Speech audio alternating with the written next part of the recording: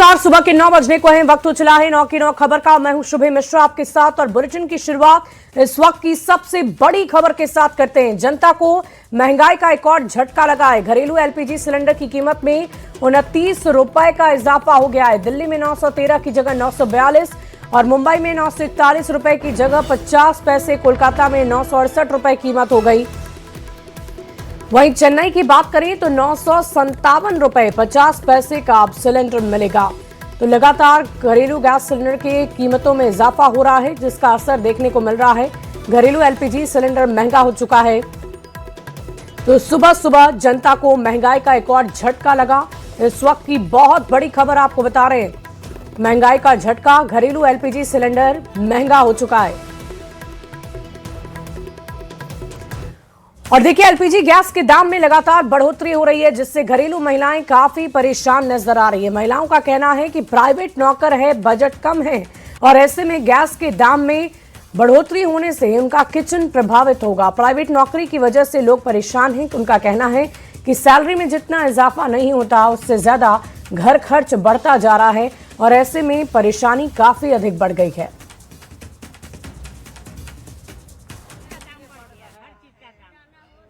तो देखिए, इस वक्त की बड़ी खबर आपको बता रहे हैं। जनता को महंगाई का झटका लगा है। महिलाओं को खास तौर पर इसका असर देखने को मिल रहा है। महिलाएं बार बार इस बात का जिक्र कर रही हैं कि प्राइवेट नौकरी है हमारी और ऐसे में सैलरी में इजाफा होता नहीं, लेकिन महंगाई हर रोज बढ़ती जा रही है, जिसका असर हमारी जीवन शैली पर, हर रोज की जिंदगी पर काफी ज्यादा पड़ रहा है।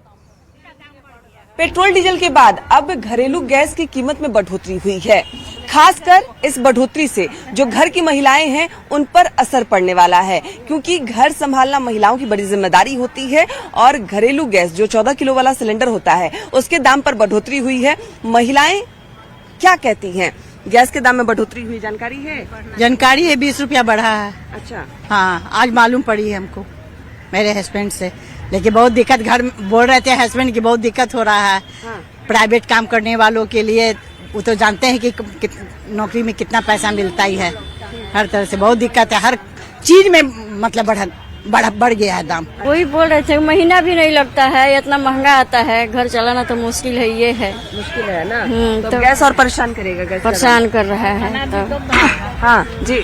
हाँ, खाना कम बनाएगा। 4-5 वेराइटी बनाता था, एक ही 2 बनाएगा। दाम तो बढ़ रहा है, ऊपर से लगता है कि वेंडर लोग निकाल भी लेते हैं गैस, क्योंकि किसी महीना में ज्यादा चलता है, किसी महीना में कम चलता है। खाना उतना ही बनता है। खाना तो उतना ही बनता है। दाम बढ़ गया है, लेकिन बाल बच्चा नहीं मानेगा कि नहीं हम इस चीज के कद्दू की सब्जी नहीं खाएंगे, तो उसके लिए पनीर बनाना ही पड़ेगा।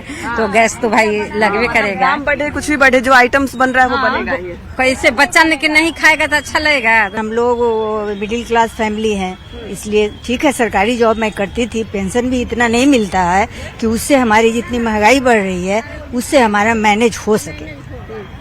तो परेशानी हो रही है। कुछ बनाना है तो सोचना पड़ता है कि उसमें समय लगेगा, तो फिर आगे हमको भी सोच के रखना है कि क्या बनाएं। अगले महीने से बजट थोड़ा ज्यादा करना पड़ेगा। हाँ। क्योंकि गैस अगर लेना है तो कुछ भी बनाते हैं तो पहले थोड़ा देर पानी में रखिए, उसके बाद थोड़ा सा हो जाता है ना, फूल गया तब बनाएंगे। अपना है, अब हाई फ्लेम पर बनाते हैं, सीटी पे सीटी लगाए जा रहे हैं, आपका आधा गैस तो बाहर हो जा रहा है। बिल्कुल, तो अपना दिमाग लगा रही हैं, क्योंकि दाम जिस तरीके से बढ़ रहे हैं और इसके पहले जो गैस की कमी थी उसके मद्देनजर भी ये लोग अपने आप को ट्रेन कर चुकी हैं, क्योंकि पहले गैस की कमी थी और अब गैस के दाम में बढ़ोतरी हुई है। तो महिलाएं साफ तौर पे कह रही हैं कि बजट कम है और ऐसे में मुश्किल हो रही है। आइटम्स कम करेंगे, गैस का इस्तेमाल भी कम करेंगे। कैमरामैन सुबोध के साथ विनीता मिश्रा, न्यूज़ 18 पटना।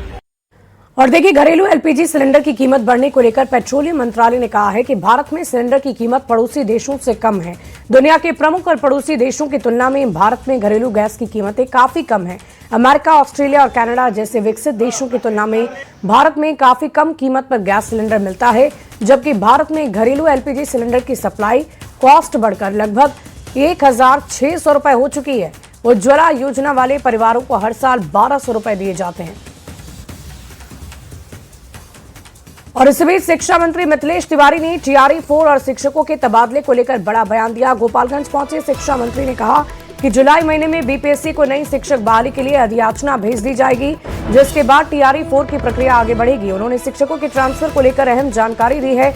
मंत्री ने कहा है कि राज्य सरकार 30 जून तक शिक्षकों को बड़ी राहत देने जा रही है। चूंकि शिक्षक जिला कैडर के अंतर्गत आते हैं, इसलिए उनका ट्रांसफर जिला स्तर पर उनके गृह जिले में किया जाएगा।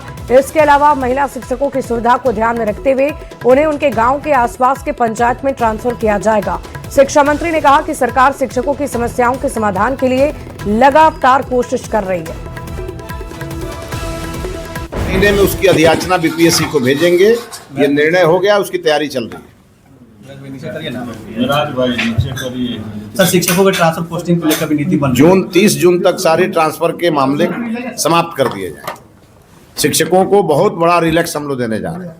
महिला शिक्षिकाओं को उनके पंचायत के बगल वाली पंचायत में और पुरुषों को उनके जिले में, और हर हाल में शिक्षक चूंकि जिला कैडर होता है, इसलिए किसी शिक्षक को दूसरे जिले में नहीं रहने देंगे, उन्हीं के जिले में ला करके उनका पोस्टिंग कर देंगे, और जहां भी रिक्ति होगी वो उन्हें प्राथमिकता दी जाएगी।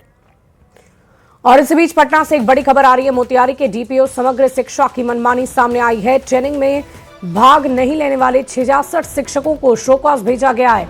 दरियापुर डाइट के प्राचार्य भी मनमानी करते नजर आए। 89 शिक्षकों पर कार्रवाई के लिए डीओ को पत्र लिखा गया है। 1 जून से 5 जून तक ट्रेनिंग में अनुपस्थित शिक्षक पर बड़ी कार्रवाई होगी। गर्मी छुट्टी के दौरान ट्रेनिंग का शिक्षकों ने विरोध किया था। इस वक्त की बहुत बड़ी खबर आपको पटना से बता रहे हैं। मोतिहारी के डीपीओ समग्र शिक्षा की मनमानी सामने आ गई है। ट्रेनिंग में भाग नहीं लेने वाले 66 शिक्षकों को शोकॉज भेजा गया है। डीपीओ समग्र शिक्षा की मनमानी, इस वक्त की बड़ी खबर आपको बता रहे हैं। दरअसल हुआ यह है कि गर्मी की छुट्टी के दौरान ट्रेनिंग की बात शिक्षकों के लिए की गई थी, और इसी दौरान शिक्षकों की तरफ से इस बात का विरोध भी जताया गया। ट्रेनिंग में भाग नहीं लेने पर एक्शन की बात कही गई थी, लेकिन बावजूद इसके कई शिक्षक ऐसे हैं जिन्होंने ट्रेनिंग में हिस्सा नहीं लिया। अब ऐसे में उन पर कार्रवाई की तैयारी की जा रही है। कार्रवाई के लिए डीओ को पत्र लिखा जा चुका है। इस मामले में आगे की कार्रवाई लगातार जारी है। डीपीओ समग्र शिक्षा की मनमानी, इस वक्त की बड़ी खबर आपको बता रहे हैं। देखिए, राज्य सरकार की तरफ से, शिक्षा विभाग की तरफ से गर्मी की छुट्टी में शिक्षकों को ट्रेनिंग दिए जाने की बात सामने आई थी। इसको लेकर पत्र जारी किया गया था, जिसका जमकर विरोध शिक्षकों ने किया था और ट्रेनिंग में हिस्सा न लेने की बात कही थी। लेकिन ऐसे में सरकार की तरफ से ये निर्देश दिया गया था कि हर हालत में आपको ट्रेनिंग लेनी ही है। इस खबर की अधिक जानकारी देंगे पटना से न्यूज 18 संवाददाता रजनीश हमारे साथ फोन लाइन पर जुड़ रहे हैं। रजनीश, क्या कुछ जानकारी है, क्या कार्रवाई की तैयारी की जा रही है? देखिए, पूर्वी चंपारण मोतिहारी के डीपीओ का एक पत्र आया है, जिस पत्र में शिक्षकों पर कार्रवाई की गई है। कुल 66 शिक्षक ऐसे हैं जिन्होंने ट्रेनिंग में भाग नहीं लिया, उन्हें शोकॉज कर दिया गया है। दरियापुर डाइट के प्राचार्य की ही मनमानी दिखी है। 79 टीचर हैं, उनके खिलाफ कार्रवाई के लिए डीओ को पत्र लिख दिया गया।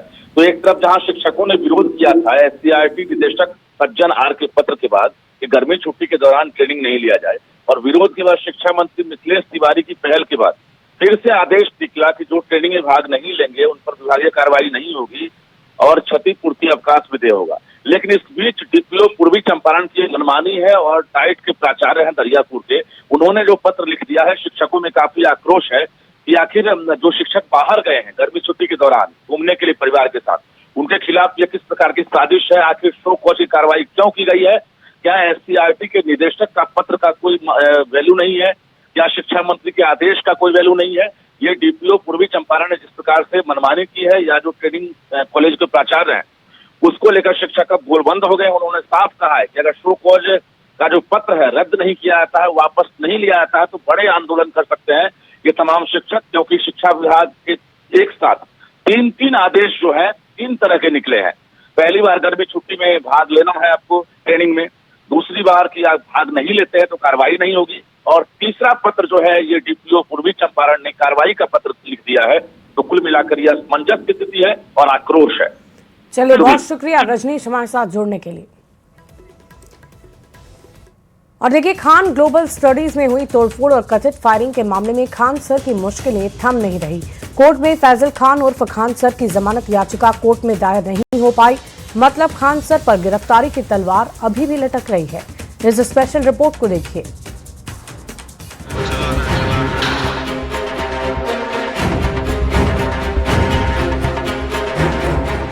2 जून की रात खान ग्लोबल स्टडीज में कथित तोड़फोड़ और फायरिंग के मामले में चर्चित कोचिंग संचालक फैजल खान उर्फ खान सर की मुश्किलें फिलहाल कम होती नजर नहीं आ रही। एफआईआर दर्ज होने के बाद से खान सर लगातार अंडरग्राउंड चल रहे हैं। शनिवार को पूरे दिन कोर्ट में गहमा गहमी दिखी। एक ओर कोर्ट के बाहर भारी संख्या में पुलिस के जवान तैनात रहे तो दूसरी ओर दिन भर ये कयासबाजी चलती रही कि खान सर कोर्ट में सरेंडर करने वाले हैं। इसी बीच उनके वकीलों की तरफ से कोर्ट में जमानत याचिका दायर करने की कोशिश की गई। वो भी नहीं था ना, खान सर क्यों आएंगे? एंटीसिपेटरी का हाई है जब रास्ता, तो एंटीसिपेटरी फाइल होगा उनका, तो सरेंडर क्यों करेंगे? लेकिन कोर्ट का समय खत्म होने तक खान सर की जमानत के लिए याचिका दायर नहीं हो सकी, जिसकी वजह से खान सर पर गिरफ्तारी की तलवार अभी भी लटक रही है। धारा के अनुसार पुलिस क्या कार्रवाई कर सकती है? पुलिस को तो पावर है, अरेस्ट किसी को कर सकती है, लेकिन अब वारंट लेना पड़ेगा। बता दें कि 2 जून को रात 10 बजे पूरे विवाद की शुरुआत हुई। खान जीएस में तोड़फोड़ और फायरिंग का आरोप लगाया गया। अगले दिन खान सर के समर्थन में छात्र सड़कों पर उतरे। नतीजा ये हुआ कि एक दूसरे कोचिंग संचालक रोशन आनंद समेत 3 लोगों को पुलिस ने अरेस्ट कर जेल भेज दिया। लेकिन कहानी में ट्विस्ट तब आया जब 4 जून को एक वीडियो वायरल हुआ जिसमें एक व्यक्ति फायरिंग करते दिख रहा है। ये कोई और नहीं बल्कि खान ग्लोबल स्टडीज का गार्ड था। पुलिस ने 2 गार्ड को हिरासत में लेकर पूछताछ की तो पूरी कहानी ही बदल गई। दोनों गार्ड ने फायरिंग की बात तो कबूल कर ही ली, साथ में ये भी कहा कि खान सर ने ही गोली चलाने को कहा था। हालांकि खान सर की तरफ से बार बार कहा गया कि गोली आत्मरक्षा में चलाई गई और वो पुलिस को पूरा सहयोग करने के लिए तैयार है। लेकिन पुलिस ने जैसे ही एफआईआर दर्ज की, खान सर गायब हो गए। सवाल है कि पुलिस से क्यों भाग रहे हैं खान सर? कुछ गलत नहीं की तो फिर अंडरग्राउंड क्यों हुए फैजल खान? जमानत याचिका दायर न होने के बाद क्या करेंगे खान सर? आखिर कब तक पुलिस से लुका छुपी का खेल खेलेंगे खान सर? न्यूज 18 के लिए पटना से रवि एस नारायण, रजनीश, विनीता मिश्रा और धर्मेंद्र के साथ ब्यूरो रिपोर्ट। और इस वक्त की बहुत बड़ी खबर आ रही है। री नीट परीक्षा पर एनटीए का बड़ा बयान आया है। एनटीए ने कहा कि री नीट पेपर लीक की खबरें फर्जी है। कुछ प्लेटफॉर्म पर पेपर लीक की झूठी खबरें फैलाई जा रही है। अफवाहों पर ध्यान न दें। नीट के छात्र, नीट की सुरक्षित और निष्पक्ष परीक्षा कराई जाएगी। छात्र पूरी लगन से नीट पेपर की तैयारियां करें। साइबर क्राइम के तहत अफवाह फैलाने का ये मामला दर्ज हुआ है। नीट परीक्षा के लिए सभी सुरक्षा के उपाय किए गए हैं। नीट परीक्षा प्रक्रिया की निष्पक्षता बरकरार है, ये बात एनटीए की तरफ से की गई है और उनका कहना है कि किसी भी तरीके से पेपर को लीक नहीं किया गया है। ये झूठी अफवाहें हैं जिसे सोशल मीडिया के जरिए फैलाया जा रहा है। ऐसे में छात्रों को सचेत और सावधान रहने की जरूरत है। आप सिर्फ और सिर्फ मेहनत और लगन से पढ़ाई करें, आपकी निष्पक्षता से परीक्षा ली जाएगी। और इसी बीच पटना में अग्नि सुरक्षा को लेकर एक बड़ी बैठक हुई है। राज्यपाल जनरल सैयद अता हसनैन ने समीक्षा की है। अस्पताल और होटल्स की फायर सेफ्टी पर मंथन हुआ है। अग्नि सुरक्षा ऑडिट की स्थिति की समीक्षा की गई है। सुरक्षा मानकों के अनुपालन पर अधिकारियों से चर्चा हुई है। जन जागरूकता के लिए सेमिनार आयोजित करने के निर्णय लिए गए हैं। बीएसडीएमए और एनडीएमए और कई विभागों के प्रतिनिधि इसमें शामिल होंगे। अस्पताल, होटल और नगर निकायों की भी भागीदारी होगी। फायर सेफ्टी को लेकर सरकार सख्त हो गई है। इस वक्त की बड़ी खबर आपको पटना से बता रहे हैं। देखिए, लगातार हो रहे हादसों से अब प्रशासनिक व्यवस्था भी बेहतर करने की कोशिश की जा रही है और इसी के तहत कार्रवाई की जा रही है। अग्नि सुरक्षा को लेकर बैठक की जा रही है। किसी भी तरह की अगर आपात स्थिति होती है तो उससे कैसे निपटना है और साथ ही साथ कैसे फायर सेफ्टी को लेकर सरकार सख्त रहेगी, कैसे जांच पड़ताल की जाएगी, इसको लेकर इस बैठक में चर्चा लगातार जारी है। देखिए, दिल्ली और मुजफ्फरपुर के अस्पताल में आग की घटना के बाद पटना में अग्निशमन विभाग पूरी तरह से सतर्क नजर आ रहा है और इसी बीच विभाग ने शहर के कई अस्पताल और होटल का निरीक्षण किया है। पटना में 5 अस्पताल और होटल में खामी पाई गई है, जिन्हें सील करने की कार्रवाई शुरू कर दी गई है। वहीं इस दौरान खान ग्लोबल इंस्टीट्यूट में भी कुछ कमी पाई गई है। फायर सेफ्टी और कम जगह में अधिक बच्चों के पढ़ने के नियम संबंधी खामियां इंस्टीट्यूट में साफ साफ नजर आई। 7 दिन तक सभी संस्थानों को कमियों को दूर करने के निर्देश दिए गए हैं, समय दिया गया है। वहीं अगर नियमों का पालन नहीं होता है तो उनके खिलाफ सख्त कार्रवाई की जाएगी।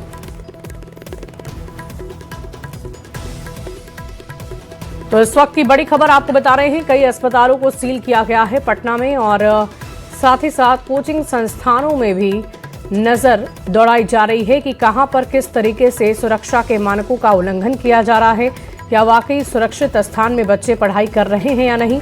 और इसके शिकंजे में खान इंस्टीट्यूट भी आ गया है और ऐसे में 1 हफ्ते का समय दिया गया है कि सभी जितने भी कोचिंग संचालक हैं, कोचिंग इंस्टीट्यूट हैं, वो अपनी सुरक्षा मानकों को बेहतर करें, अप टू डेट करें और उसके बाद ही वो आगे पढ़ाई करवा सकेंगे।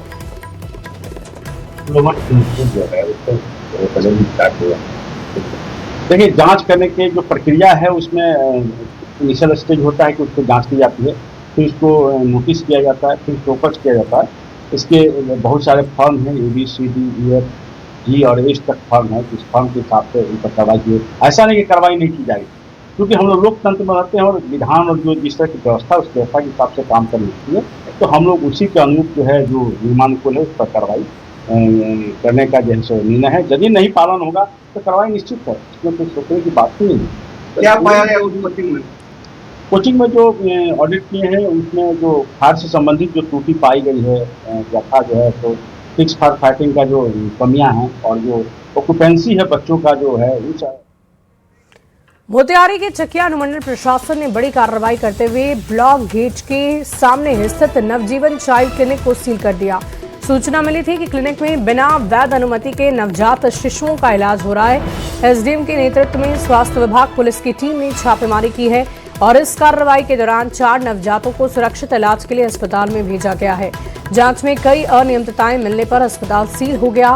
प्रशासन ने डॉक्टर और क्लिनिक से जुड़े लोगों के खिलाफ एफआईआर की प्रक्रिया शुरू कर दी।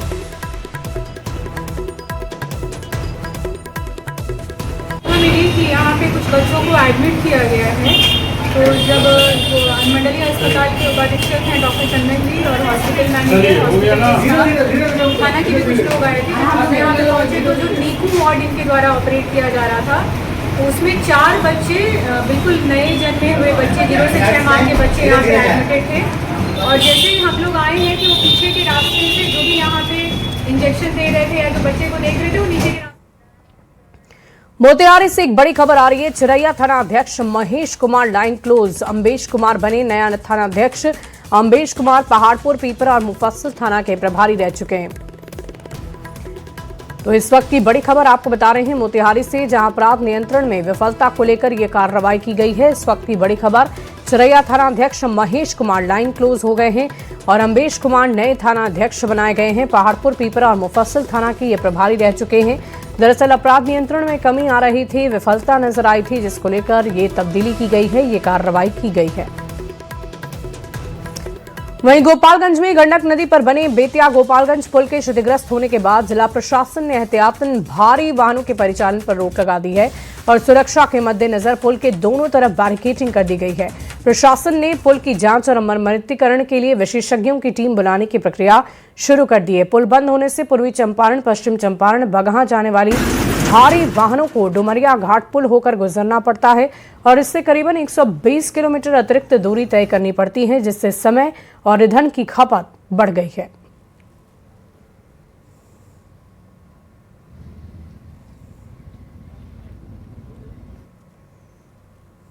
मंगलपुर